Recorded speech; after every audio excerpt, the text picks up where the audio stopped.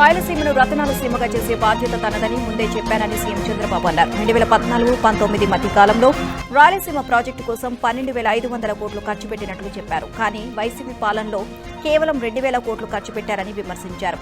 కుప్పం నియోజకవర్గంలో పర్యటించిన ఆయన పరమ సముద్రం వద్ద కృష్ణమ్మకు జలహారతి ఇచ్చారు. ప్రతి చెరువుకు నీళ్లిచ్చే బాధ్యత తనదేనని సీఎం చంద్రబాబు అన్నారు. మల్యాలలో ప్రారంభించి కుప్పం పరమసముద్రానికి నీళ్లు తీసుకొచ్చామని అన్నారు. 27 లిఫ్ట్ ఇరిగేషన్లు పెట్టి ఎక్కడికక్కడ నీళ్లు తరలిస్తున్నామని తెలిపారు. కుప్పానికి 2 ఏళ్ల కంటే ముందే కృష్ణా పుష్కరాలు వచ్చాయి అన్నారు. గతంలో రాయలసీమలో కరువు వస్తే పశువుల కోసం రైలులో నీళ్లు తెప్పించి కాపాడుకున్నామని చంద్రబాబు గుర్తు చేశారు. పవిత్రమైన సంకల్పం ఉంటే ఏ పనైనా జయప్రదం అవుతుంది అని సీఎం అన్నారు. రాబోయే ఏడాదికి హంద్రీనీవా ద్వారా చిత్తూరుకు కూడా నీళ్లిచ్చే బాధ్యత కూడా నాదేనని సీఎం తెలియజేశారు. విశాఖ స్టీల్ ప్లాంట్ పరిరక్షణలో సీఎం చంద్రబాబు కీలక పాత్ర పోషించారని రాష్ట్ర టీడీపీ అధ్యక్షుడు గాజువాక ఎమ్మెల్యే పల్లా శ్రీనివాస్ అన్నారు. కాంట్రాక్ట్ కార్మికుల ఉపాధి హామీ స్టీల్ ప్లాంట్లో 50% ఉపాధిని ఉక్కు నిర్వాసితులకు కల్పించాల్సిందే అని స్పష్టం చేశారు. సింగిల్ విండో పద్ధతిలో ఏ కాంట్రాక్టర్ అయినా పాత కాంట్రాక్టు కార్మికులను తప్పనిసరిగా కొనసాగించాలి అనే నిబంధన పాటించాలని హెచ్చరించారు. గతంలో అనేక అవకతవకలు జరిగాయని, బయోమెట్రిక్ విధానం వచ్చాక అవన్నీ బయటపడ్డాయని తెలియజేశారు. తుది శ్వాస వరకు ప్రజల కోసం పనిచేస్తానని నెల్లూరు రూరల్ ఎమ్మెల్యే కోటంరెడ్డి శ్రీధర్ రెడ్డి అన్నారు. వైసీపీ సోషల్ మీడియా బెదిరింపులకు భయపడే ప్రసక్తే లేదు అని అన్నారు. ఇక రూరల్ ఎమ్మెల్యేను లేపేస్తే డబ్బే డబ్బు అంటూ నెల్లూరుకు చెందిన కొందరు రౌడీ షీటర్లు మాట్లాడుతున్న ఓ వీడియో సోషల్ మీడియాలో వైరల్ అయిన నేపథ్యంలో శ్రీధర్ రెడ్డి మాట్లాడారు. వైసీపీ సోషల్ మీడియాకు ఇది కొత్త కాదు అన్నారు. సొంత కుటుంబ సభ్యులను చంపించే సంప్రదాయం తమది కాదు అన్నారు. ఆస్తులు అంతస్తుల కోసం తోడబుట్టిన వారిని వేధించే సంప్రదాయం మాది కాదు అన్నారు. తప్పు చేయనప్పుడు ఎవరికీ భయపడాల్సిన అవసరం లేదు అన్నారు. ప్రజలు నా వెంట నడిచే కార్యకర్తల కోసం దేనైనా ఎదుర్కొంటాను అని కోటంరెడ్డి శ్రీధర్ రెడ్డి స్పష్టం చేశారు. ఎమ్మెల్యే కోటంరెడ్డి శ్రీధర్ రెడ్డి హత్య కుట్ర వెనుక ఎవరున్నారో పోలీసులు బయటపెట్టాలని ఎమ్మెల్యే సోమిరెడ్డి డిమాండ్ చేశారు. సర్వేపల్లిలో కాకాని, కావలిలో మాజీ ఎమ్మెల్యే గ్యాంగులు అరాచకాలు చేస్తున్నాయి అని మండిపడ్డారు.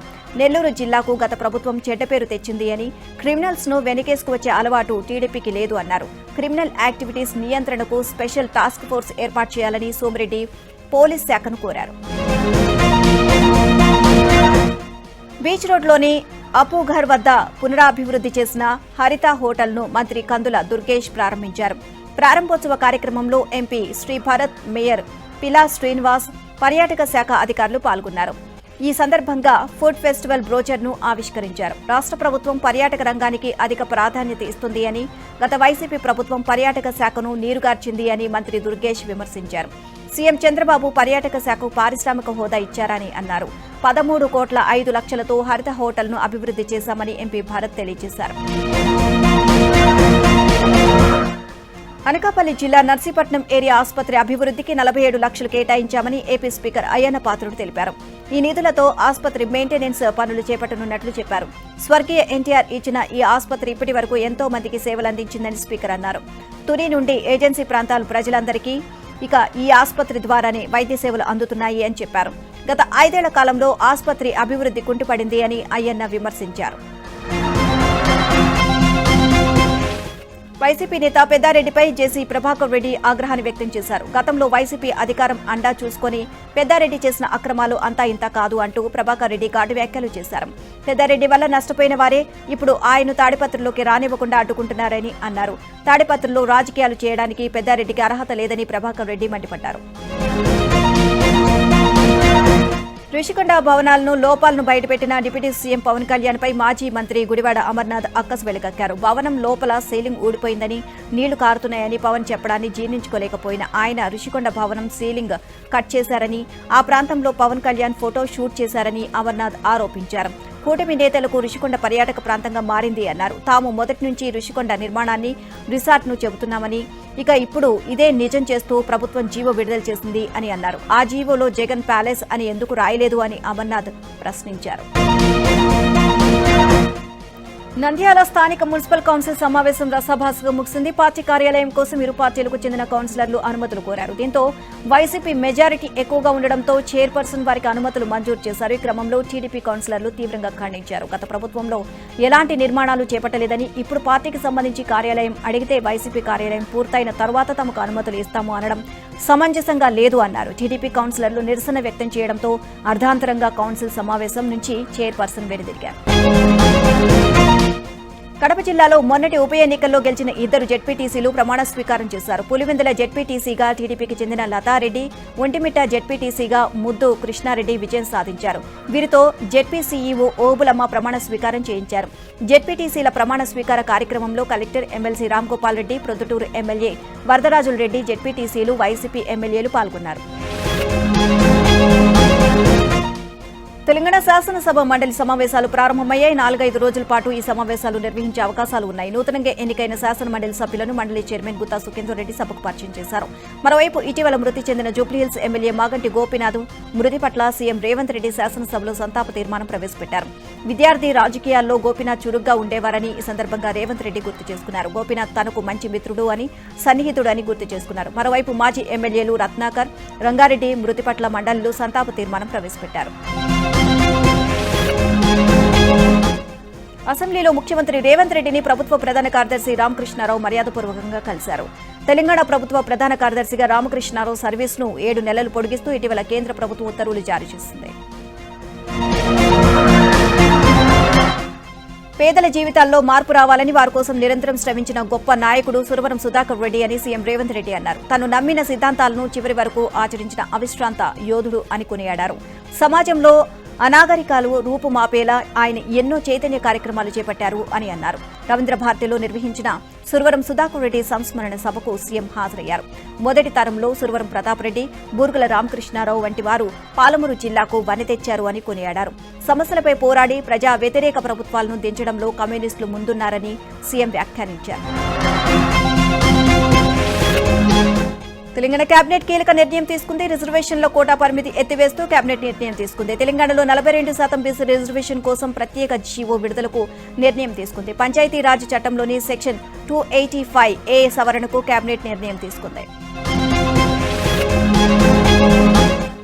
గన్ పార్క్ వద్ద బీఆర్ఎస్ నేతలు నిరసన తెలియజేశారు. ఖాళీ యూరియా సంచులతో ఎమ్మెల్యేలు, ఎమ్మెల్సీలు ఆందోళన చేపట్టారు. యూరియా సరఫరాలో ప్రభుత్వం విఫలమైంది అని విమర్శించారు. కొరత తీర్చి రైతులను ఆదుకోవాలని ప్లగార్డులను ప్రదర్శించారు. ఎరువులు సరఫరా చేయలేని కాంగ్రెస్ ప్రభుత్వం దిగిపోవాలని నినాదాలు చేశారు. అన్నదాతలకు వెంటనే యూరియా సరఫరా చేయాలని డిమాండ్ చేశారు. తూతూ మంత్రంగా 4 రోజులు అసెంబ్లీ నడపడం కాదు, 15 రోజులు నిర్వహించాలని బీఆర్ఎస్ వర్కింగ్ ప్రెసిడెంట్ కేటీఆర్ అన్నారు. వరదల వల్ల పంట నష్టపోయిన రైతుల గురించి, ఎరువుల కొరతతో పడుతున్న ఇబ్బందులపై సుదీర్ఘంగా చర్చించే అవకాశం ప్రభుత్వం ఇవ్వాలి అన్నారు. మాజీ మంత్రి భారత రాష్ట్ర సమితి ఎమ్మెల్యే హరీష్ రావు మరోసారి హైకోర్టును ఆశ్రయించారు. కాళేశ్వరం కమిషన్ నివేదికను సస్పెండ్ చేయాలి అని మధ్యంతర పిటిషన్ దాఖలు చేశారు. అసెంబ్లీలో కాళేశ్వరం కమిషన్ నివేదికను ప్రవేశపెట్టకుండా చూడాలి అన్నారు. ఈ పిటిషన్ ప్రస్తుతం హైకోర్టు రిజిస్ట్రీ పరిశీలనలో ఉంది. కాళేశ్వరం కమిషన్ నివేదికను కొట్టివేయాలని గతంలోనూ కేసీఆర్, హరీష్ రావు పిటిషన్లు దాఖలు చేశారు. పిటిషన్ల ఆధారంగా గతంలో విచారణ చేపట్టిన హైకోర్టు నోటీసులు జారీ చేసి వాయిదా వేసింది. అక్టోబర్ ఈ పిటిషన్లపై తదుపరి విచారణ చేపట్టనుంది. వికారాబాద్ జిల్లాలో యూరియా కొరత లేదని వ్యవసాయ శాఖ అధికారి రాజారత్నం స్పష్టం చేశారు. యూరియా కొరతపై బీఆర్ఎస్ నేతల విమర్శలను ఆయన ఖండించారు. వికారాబాద్ జిల్లా వ్యాప్తంగా 20,125 మెట్రిక్ టన్నుల యూరియా రైతులకు అందించామని, మరో 4 రోజుల్లో 640 మెట్రిక్ టన్నుల యూరియా రానున్నట్లు రాజారత్నం తెలియజేశారు. మరోవైపు రైతులకు నానో యూరియా వినియోగంపై అవగాహన కల్పిస్తున్నట్లు రాజారత్నం చెప్పారు. నమితా హోమ్స్ నిర్మాణంపై తెలంగాణ హైకోర్టు ఆగ్రహాన్ని వ్యక్తం చేసింది. శేర్లింగంపల్లిలోని నమితా హోమ్స్ గతంలో నిబంధనలకు విరుద్ధంగా నిర్మాణాలు చేపడుతున్నారు అని, ఆ ప్రాజెక్టును జీహెచ్ఎంసీ మే నెలలో నిలిపివేసింది. అయితే అక్రమాలను సరిదిద్దకుండానే నెల రోజుల్లో అనుమతి ఇవ్వడంతో హైకోర్టులో పిటిషన్ దాఖలైంది. దీనిపై విచారణ చేసిన న్యాయస్థానం జీహెచ్ఎంసీ అధికారులపై సీరియస్ అయింది. జీహెచ్ఎంసీ ఉత్తర్వులను హైకోర్టు రద్దు చేసింది. నిర్మాణాన్ని కొనసాగించవద్దని ఆదేశాలు ఇచ్చింది. మెదక్ జిల్లా హవేలీ గన్పూర్ మండలంలో కలెక్టర్ రాహుల్ రాజ్ పర్యటించారు. బూరుగుపల్లి, వాడి, కప్రాయపల్లి గ్రామాల్లో వరదల వల్ల దెబ్బతిన్న రోడ్లు, పంట పొలాల్ని బైక్పై తిరిగి పరిశీలించారు. తాత్కాలిక మరమ్మతులపై దృష్టి సారించామని కలెక్టర్ అన్నారు. రాజ్పేటకు చెందిన 2 మృతుల కుటుంబాలకు ప్రభుత్వ సహాయం త్వరగా అందించేందుకు చొరవ తీసుకుంటామని అన్నారు. విధుల్లో నిర్లక్ష్యంగా వ్యవహరించినందుకు వైద్యాధికారిని డాక్టర్ శ్వేతపై సస్పెన్షన్ వేటు పడింది. అల్వాల్ ప్రాథమిక ఆరోగ్య కేంద్రం వైద్యాధికారిగా డాక్టర్ శ్వేత విధులు నిర్వహిస్తున్నారు. ఈ నెల 26వ తేదీన కేంద్రంలో జిల్లా కలెక్టర్ మను చౌదరి ఆకస్మిక తనిఖీలు చేశారు. ఆ సమయంలో డాక్టర్ శ్వేత విధుల్లో లేకపోవడంతో ఆమెపై శాఖపరమైన చర్యలు తీసుకోవాలని డాక్టర్ ఆదేశించారు. సెలవు పెట్టకుండా విధులకు గైర్హాజరు కావడంతో డాక్టర్ శ్వేతను కలెక్టర్ సస్పెండ్ చేశారు. సిద్దిపేట జిల్లా అక్కన్నపేట ఆగ్రోస్ రైతు సేవా కేంద్రం ఎదుట యూరియా కోసం బారులు తీరిన రైతులు ఆందోళన చేపట్టారు. ఉదయం నుండి కేంద్రం ఎదుట పడిగాపులు కాస్తున్నా యూరియా రాకపోవడంతో రోడ్డుపై బైఠాయించి రాస్తారోకో నిర్వహించారు. రైతులకు సరిపడా యూరియా సరఫరా చేయాలని వ్యవసాయ అధికారులను డిమాండ్ చేశారు. ఎన్ని ఎకరాలు ఉన్నా కేవలం 3 యూరియా బస్తాలు ఇవ్వడంపై రైతులు ఆగ్రహాన్ని వ్యక్తం చేస్తున్నారు. ఎకరానికి 3 యూరియా బస్తాలు ఇవ్వాలని డిమాండ్ చేశారు. భద్రాద్రి కొత్తగూడెం జిల్లా చండ్రుగొండ మండలం గానుగపాడు గ్రామంలోని సహకార సంఘం సొసైటీ కార్యాలయంలో ఎదుట యూరియా బస్తాల కోసం బారులు తీరి నిరసన తెలిపారు. యూరియా నిల్వలు కేవలం 80 బస్తాలు మాత్రమే ఉండడంతో ఒక్కో రైతుకు ఒక్కో బస్తా యూరియాని ఇస్తున్నారు అని రైతులు ఆగ్రహాన్ని వ్యక్తం చేస్తున్నారు. అందులోనూ కొందరికే యూరియా అందడంతో మిగతా రైతులు తీవ్ర నిరాశకు గురయ్యారు. పోలీసులు అక్కడికి చేరుకుని రైతులకు నచ్చజెప్పి ఆందోళన విరమింపజేశారు. సిద్దిపేట జిల్లా హుస్నాబాద్ అంబేద్కర్ చౌరస్తాలో గిరిజనులు రాస్తారోకో చేపట్టారు. ఎస్టీ జాబితా నుండి బంజారా లంబాడీలను తొలగించాలని సుప్రీంకోర్టులో పిటిషన్ వేసిన కాంగ్రెస్ నాయకులు తెల్ల వెంకట్రావు, సోయం బాపురావుల వైఖరిపై ఆగ్రహాన్ని వ్యక్తం చేశారు. వారి ఫోటోలతో కూడిన ఫ్లెక్సీని చెప్పులతో కొట్టారు. వీరిపై సీఎం రేవంత్ రెడ్డి క్రమశిక్షణా చర్యలు తీసుకోవాలని డిమాండ్ చేశారు. భారతదేశ స్వాతంత్ర్యం కోసం మొదట పోరాటం చేసింది బంజారాలేనని గిరిజన నాయకుడు మాజీ జెడ్పీటీసీ బిల్ నాయక్ తెలియజేశారు. దేశాన్ని పాలించిన చరిత్ర బంజారాలకు ఉంది అన్నారు. పార్టీలకు అతీతంగా బంజారాల లంబాడీల హక్కుల కోసం గిరిజనులు అందరూ ఏకతాటిపైకి రావాలని పిలుపునిచ్చారు. ఏలూరు జిల్లా ప్రముఖ పుణ్యక్షేత్రం ద్వారకా తిరుమల చిన్న వెంకన్న ఆలయాన్ని వచ్చే నెల 7వ తేదీన మూసివేయనున్నారు. ఆ రోజు సంపూర్ణ చంద్రగ్రహణం కారణంగా ఆలయాన్ని మూసివేస్తున్నట్లు ఆలయ ఈవో సత్యనారాయణ మూర్తి తెలియజేశారు. 7వ తేదీ మధ్యాహ్నం మహా నివేదన అనంతరం ఆలయాన్ని మూసివేసి 8వ తేదీ ఉదయం ఆలయాన్ని తెరిచి సంప్రోక్షణ శుద్ధి కార్యక్రమాలు అనంతరం భక్తులకు స్వామివారి దర్శనానికి అనుమతిస్తామని ఆలయ ఈవో తెలియజేశారు. నేటి తరానికి మాతృభాష యొక్క ప్రాధాన్యత గురించి చెప్పే పరిస్థితి రావడం దురదృష్టకరమని అన్నారు. మాజీ ఉపరాష్ట్రపతి వెంకయ్యనాయుడు ప్రాచీన తెలుగు విశిష్ట అధ్యాయ కేంద్రాన్ని వెంకయ్యనాయుడు సందర్శించారు. చిత్రపటాలను పరిశీలించారు. అనంతరం కేంద్రానికి సంబంధించిన పలు విషయాలను అధ్యాయ కేంద్రం నిర్వాహకులను అడిగి తెలుసుకున్నారు. తెలుగు భాష అంటే తనకెంతో ఇష్టమని, తెలుగు వాడికి పుట్టినందుకు, మాట్లాడుతున్నందుకు, తెలుగు వాడిగా వెలుగులోకి వచ్చినందుకు ఎంతో గర్వపడుతున్నాను అని అన్నారు. ప్రాచీన తెలుగు విశిష్ట అధ్యాయ కేంద్రాన్ని ఏర్పాటు చేయడానికి తన వంతు కృషి చేశానని, త్వరలో మరో 5 లక్షలు అందజేస్తామని వెంకయ్యనాయుడు తెలిపారు. పెయింటింగ్ రంగంలో యువత కొత్త ట్రెండ్స్ సృష్టిస్తున్నారు. ఇప్పటి వరకు ఆర్ట్స్ లో పెయింటింగ్స్ వేసిన యువత ఇప్పుడు కొత్తగా థ్రెడ్ ఆర్ట్స్ లో రాణిస్తున్నారు. పెద్దపల్లి జిల్లా కాల్వ శ్రీరాంపూర్ గ్రామానికి చెందిన గాజుల నవీన్ థ్రెడ్ ఆర్ట్స్ కళలో రాణిస్తున్నాడు. ఇక చిన్ననాటి నుంచి డ్రాయింగ్, పెయింటింగ్ పై మక్కువ ఉండడంతో పెన్సిల్ ఆర్ట్స్ నేర్చుకుని బ్లడ్ ఆర్ట్స్, థ్రెడ్స్ ఆర్ట్స్ లో తన ప్రతిభ చూపుతున్నాడు. ఎలాంటి శిక్షణ లేకుండానే చిత్రకళపై ఉన్న ఆసక్తితో యూట్యూబ్, ఇతర సామాజిక మాధ్యమాల్లో చూసి స్వతహాగానే నేర్చుకుని థ్రెడ్ ఆర్ట్స్ లో పట్టు సాధించాడు. ఇక తన చిత్రకళతో అందరినీ ఆకట్టుకుంటున్నాడు. వరల్డ్ యూత్ ఛాంపియన్షిప్ ఆర్చరీ పోటీలో స్వర్ణ పతకం సాధించిన తానిపర్తి చికితకు స్వగ్రామం పెద్దపల్లి జిల్లా సుల్తాన్పూర్లో ఘన స్వాగతం లభించింది. అండర్ 21 ఆర్చరీ మహిళల కాంపౌండ్ విభాగంలో అగ్ర శ్రేణి క్రీడాకారులను మట్టి కరిపించి గోల్డ్ మెడల్ సాధించిన చికితను గ్రామస్తులు ప్రశంసించారు. హర్యానా మాజీ గవర్నర్ బండారు దత్తాత్రేయ కూడా ఫోన్ చేసి అభినందనలు తెలియజేశారు. అదేవిధంగా కలెక్టర్ కోయ శ్రీహర్ష చికితను సన్మానించి మరిన్ని విజయాలు సాధించాలి అని ఆకాంక్షించారు. 90 ఏళ్ల నాటి రచ్చబండ ఇప్పటి తరానికి ఓ ఐకాన్లా నిలుస్తోంది. నందికొట్కూరు మండలం బొల్లవరం గ్రామంలో ఆ పురాతన రచ్చబండ అందరినీ ఆకట్టుకుంటోంది. కేజీ రోడ్ పక్కనే బొల్లవరం గ్రామ పూర్వీకులు ఈ రచ్చబండను నిర్మించారు. ఇక్కడ దశాబ్దాల క్రితం నుంచి రచ్చబండ ఉంది. ఆ తర్వాత కాలంలో దానికి పైకప్పు వేశారు. మధ్యలో ఉన్న వేప చెట్టును అలాగే ఉంచి పైకప్పు ఏర్పాటు చేశారు. వేప మొదలు పెరిగినా పైకప్పునకు ఏమీ కాకుండా కింద రచ్చబండ దెబ్బతినకుండా గ్రామస్తులు కాపాడుకుంటూ వస్తున్నారు. కర్నూలు నందికొట్కూరు ప్రధాన రహదారి పక్కనే ఈ రచ్చబండ ఉంది. బోడుప్పల్ కార్పొరేషన్ పరిధిలో శ్రీ మహాలక్ష్మి నగర్ రోడ్ నెంబర్ 4లో వెరైటీ వినాయకుడు కొలువు తీరాడు. పర్యావరణ పరిరక్షణ కోరుతూ ఈసారి ఫుల్ మఖానాతో వినాయకుడి విగ్రహాన్ని రూపొందించారు. ఇక 15 రోజుల పాటు కష్టపడి ఈ విగ్రహాన్ని తయారు చేశారు. ఫూల్ మఖానా వినాయకుడి విగ్రహం తయారీ 50,000 రూపాయలు ఖర్చయిందని మండప నిర్వాహకులు తెలియజేశారు. రంగారెడ్డి జిల్లా వనస్థలిపురం రెడ్యాంకు వద్ద అభిమన్యు యూత్ అసోసియేషన్ ఆధ్వర్యంలో గణనాథుని ఏర్పాటు చేశారు. 25 కేజీల పోకలతో గణేశుని ఏర్పాటు చేశారు. కొన్నేళ్లుగా పర్యావరణ పరిరక్షణ సంకల్పంతో గణనాథుని ఏర్పాటు చేస్తున్నాము అని తెలియజేశారు. ఈసారి పోకలతో ఏర్పాటు చేశామని Abhimanyu youth association president Beeram Sridhar తెలియజేశారు. గుంటూరు జిల్లా మంగళగిరిలో 2,35,00,000 రూపాయల కరెన్సీ నోట్లతో గణపతి మండపాన్ని అలంకరించారు. మంగళగిరి మెయిన్ బజార్లోని ఆర్యవైశ్య సంఘాల ఆధ్వర్యంలో కరెన్సీ నోట్లతో ప్రత్యేకంగా అలంకరించిన గణపతి మండపం భక్తులను ఆకట్టుకుంటోంది. ఆర్యవైశ్య సంఘం నాయకులు, స్థానిక వ్యాపారుల సహకారంతో వినాయకుడిని సిద్ధం చేసినట్లు నిర్వాహకులు తెలియజేశారు. హైదరాబాద్ ఫిర్జాదిగూడలోని స్ఫటిక రూప సాయిబాబా దేవాలయంలో గణేష్ నవరాత్రి సందర్భంగా భక్తుల మనసును కట్టిపడేసేలా 55 కిలోల లడ్డూ గణపతిని ప్రతిష్ఠించారు. ప్రత్యేకంగా వెండి, బంగారు ఆభరణాలతో అలంకరించబడిన ఈ లడ్డూ గణపతిని దర్శించుకోవడానికి భక్తులు భారీగా తరలివస్తున్నారు. లడ్డూ తయారీలో 2 కిలోల బాదం, 2 కేజీల కాజు, కిలో పిస్తా, 250 గ్రాముల యాలకులు, కిస్మిస్ వంటి పదార్థాలను వినియోగించారు. గణపతికి నైవేద్యంగా సమర్పించి మహాప్రసాదాన్ని మడి విధానాలను పాటిస్తూ తడి అంగాస్త్రము ధరించి ఎంతో భక్తి శ్రద్ధలతో వండి అలంకరించారు. వినాయక చవితి సందర్భంగా రామంతపూర్ డిఎస్ఎల్ మాల్లో బక్కలతో ఏర్పాటు చేసిన వినాయక విగ్రహ ప్రత్యేక ఆకర్షణగా నిలిచింది. ప్రతి ఏడాది పర్యావరణ రహిత గణపతిని తయారు చేస్తున్నామని, ఈ పరంపరలో భాగంగా ఈసారి 221 కిలోల వక్కలతో వినాయక విగ్రహాన్ని రూపొందించామని మాల్ నిర్వాహకులు తెలియజేశారు. పర్యావరణాన్ని పరిరక్షించడంలో ప్రతి ఒక్కరూ భాగస్వాములు కావాలని అన్నారు. ఈ విగ్రహాన్ని చూసేందుకు సందర్శకులు పెద్ద ఎత్తున తరలివస్తున్నారు.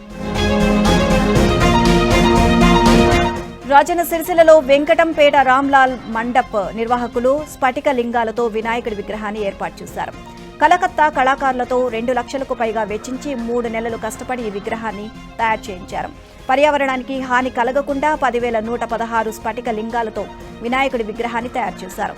నిమజ్జనం రోజు స్ఫటిక లింగం గణపతిని పాలాభిషేకం చేసి విగ్రహాన్ని అమర్చిన స్ఫటిక లింగాలను ప్రజలు భక్తులకు పంచుతాము అని నిర్వాహకులు చెబుతున్నారు.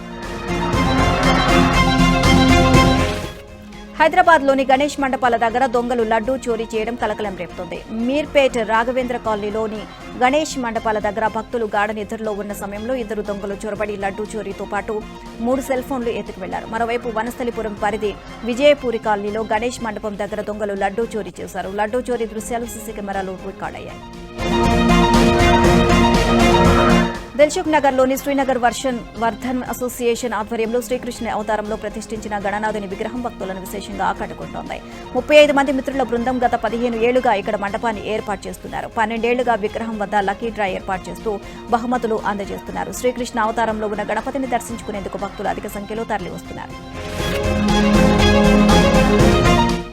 గణేష్ నవరాత్రి ఉత్సవాల్లో భాగంగా ఖమ్మం నగరంలోని వివిధ మండపాల్లో విశేష పూజలు నిర్వహిస్తున్నారు. 4 వీలర్స్ మెకానికల్ అసోసియేషన్ ఆధ్వర్యంలో శ్రీ కాణిపాక వినాయక ఉత్సవ కమిటీ విఘ్నేశ్వరుని శాకాంబరి అవతారంలో కూరగాయలతో అలంకరించారు. వివిధ రకాల 5 క్వింటాల కూరగాయలను మాలలుగా మార్చి అలంకరించి ప్రత్యేక పూజలు చేశారు. మరుసటి రోజు ఆ కూరగాయలను బ్రాహ్మణుల చేత వండించి ముందుగా వినాయక మాలలు వేసుకున్న స్వాములకు అన్నప్రసాద కార్యక్రమం నిర్వహించనున్నారు. నంద్యాల జిల్లా నందికొట్కూరు పట్టణంలో 140 కిలోల న్యూస్ పేపర్లతో తయారు చేసిన భారీ వినాయకుడి విగ్రహాన్ని ఏర్పాటు చేశారు. విఘ్నేష్ యూత్ ఆధ్వర్యంలో కోట వీధి, బ్రాహ్మణ వీధి విగ్రహాన్ని ఏర్పాటు చేశారు. పర్యావరణ పరిరక్షణలో భాగంగా ఇలా న్యూస్ పేపర్లతో విగ్రహాన్ని తయారు చేయించామని విఘ్నేష్ యూత్ సభ్యులు తెలియజేశారు. కళ్లు మూసి తెరుస్తున్న వినాయకుడిని దర్శించుకునేందుకు భక్తులు భారీగా తరలివస్తున్నారు. ఎడతెరిపి లేకుండా కురుస్తున్న వర్షాలతో శ్రీరామ్ సాగర్ ప్రాజెక్టుకు భారీగా వరద నీరు పోటెత్తింది. ప్రాజెక్టు 39 గేట్లు ఎత్తి అధికారులు నీటిని దిగువకు విడుదల చేశారు. నిజామాబాద్, నిర్మల్ జిల్లాలను కలుపుతూ సోన్ బ్రిడ్జ్ వద్ద గోదావరి ఉధృతంగా ప్రవహిస్తోంది. ఖమ్మం జిల్లా కొణిజేర్ల మండలం అమ్మపాలెంలోని తెలంగాణ మైనార్టీ స్కూల్ కాలేజీలో ఏసీబీ అధికారులు ఆకస్మిక తనిఖీలు చేపట్టారు. ఏసీబీ అధికారులతో పాటు food inspector, legal metrology, sanitiser inspector, auditor అధికారులు ఏకకాలంలో తనిఖీలు నిర్వహించారు. హాస్టల్ రికార్డులు, వసతులు పరిశీలించారు. కొందరు ఉపాధ్యాయులు సమయ పాలన పాటించకపోవడంతో సమాచారాన్ని రికార్డు చేశారు. ఇక వాష్రూమ్స్ సరిగ్గా లేవని త్వరలోనే ఈ సమస్యను పరిష్కరిస్తామని ఏసీబీ డీఎస్పీ రమేష్ కుమార్ తెలియజేశారు. ఇక విధుల్లో అలసత్వం వహించే వారిపై అధికారులు ఫిర్యాదులు చేస్తాము అని అన్నారు. గుప్త నిధుల విషయంలో ఓ వ్యక్తిని హత్య చేసిన కేసులో నిందితులను నాగర్ కర్నూలు జిల్లా పోలీసులు అరెస్ట్ చేశారు. నాగర్ కర్నూలు జిల్లా కోడేరు మండలం మైలారం గ్రామ వాసి రంగస్వామిని 4 నెలల క్రితం దుండగులు హత్య చేశారు. ఓ స్వామీజీ గుప్త నిధుల గురించి చెబుతాడు అంటూ రంగస్వామి వారి దగ్గర డబ్బులు తీసుకుని మోసం చేశాడని, దాంతో అతని హత్య చేసినట్లు నిందితులు అంగీకరించారని డీఎస్పీ శ్రీనివాస్ యాదవ్ తెలియజేశారు. 6 నిందితులను అరెస్ట్ చేసినట్లు తెలిపారు. గడువు తీరిన బీరు తాగి అస్వస్థతకు గురైన వ్యక్తి ఆసుపత్రి పాలైన ఘటన సిద్దిపేట జిల్లాలో జరిగింది. వీరబత్తిని శ్యామ్ అనే వ్యక్తి స్థానిక రేణుక వైన్స్ లో 2 బీర్లు కొనుగోలు చేసి ఇంటికి తీసుకువెళ్లి సేవించాడు. కాసేపటికే అస్వస్థతకు గురయ్యాడు. ఇక బీరు సీసాలను పరిశీలించగా ఆగస్టు 13కే వాటి గడువు ముగిసినట్లు ఉంది. దీంతో అదే దుకాణానికి వెళ్లిన శ్యామ్ మరో బీరు బాటిల్ కొనుగోలు చేశాడు. అది కూడా గడువు తీరిన సరికే కావడంతో నిర్వాహకులను నిలదీశారు. ఇక ఆ కాసేపటికి శ్యామ్కు తీవ్రమైన కడుపు నొప్పి రావడంతో స్థానికులు ఆసుపత్రికి తరలించారు.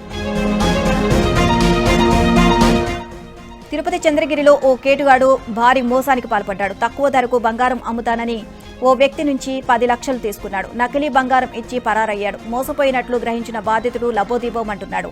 బాధితుడి ఫిర్యాదుతో కేసు నమోదు చేసుకున్న పోలీసులు దర్యాప్తు చేపట్టారు. భారీ వర్షాలకు మెదక్ సబ్ జైలు ప్రహరీ కూడా కూలిపోయింది. దాంతో అక్కడున్న 22 మంది ఖైదీలను సంగారెడ్డి జిల్లా కేంద్ర కారాగారానికి తరలించారు. మెదక్ పట్టణంలోని న్యాయస్థానాల సముదాయం ఆవరణలో 1997లో 27 మంది ఖైదీల సామర్థ్యంతో సబ్ జైలు నిర్మించారు. భారీ వర్షాల కారణంగా ఆర్టీసీ డిపో మేనేజర్ క్వార్టర్స్ కు ఆనుకొని ఉన్న జైలు ప్రహరీ నేలకూలింది. మహారాష్ట్ర సీఎం దేవేంద్ర ఫడ్నవీస్ నివాసాన్ని కేంద్ర హోంమంత్రి అమిత్ షా దంపతులు సందర్శించారు. ఫడ్నవీస్ నివాసంలో ఏర్పాటు చేసిన గణేష్ విగ్రహానికి ప్రత్యేకంగా పూజలు నిర్వహించారు. హారతులు సమర్పించారు. తీర్థ ప్రసాదాలు స్వీకరించారు. ఈ పూజా కార్యక్రమంలో మహారాష్ట్ర డిప్యూటీ సీఎం షిండే కూడా పాల్గొన్నారు. అనంతరం అమిత్ షా కుటుంబం ముంబైలోని ప్రముఖ లాల్ బాగ్చా రాజా గణేష్ను దర్శించుకుంది. ఇక స్వామివారికి ప్రత్యేక పూజలు ప్రార్థనలు చేసింది. ఈ పూజలో అమిత్ షా కుమారుడు జైషా అలాగే ఆయన భార్య పిల్లలు కూడా పాల్గొన్నారు. ఆ సమయంలో వారి వెంట సీఎం దేవేంద్ర ఫడ్నవీస్, ఉప ముఖ్యమంత్రి షిండేతో సహా పలువురు ప్రముఖులు ఉన్నారు. ఓటు చోరీకి వ్యతిరేకంగా కాంగ్రెస్ అగ్రనేత రాహుల్ గాంధీ బీహార్లో చేపట్టిన ఓటర్ అధికార యాత్ర కొనసాగుతోంది. ఈ నేపథ్యంలో దేశ రాజకీయాల్లో బీహార్ ఎన్నికలు హాట్ టాపిక్ గా మారాయి. ఓటర్ల జాబితాలో అవకతవకలు జరిగాయంటూ కాంగ్రెస్ ఆరోపిస్తుండగా ఆధారాలు లేకుండా తప్పుడు వార్తలు ప్రచారం చేయొద్దని ఎన్నికల సంఘం విపక్షాలు హెచ్చరిస్తోంది. బీహార్లో ఓట్ అధికార యాత్రతో రాహుల్ గాంధీ దూసుకుపోతున్నారు. అధికార పక్షానికి ముచ్చెమటలు పట్టిస్తున్నారు. రాహుల్ కు ప్రజలు అడుగడుగున నీరాజనం పడుతున్నారు. రాహుల్ వెళ్తున్న వాహనం వెంట పరుగులు పెడుతూ బ్రహ్మరథం పడుతున్నారు.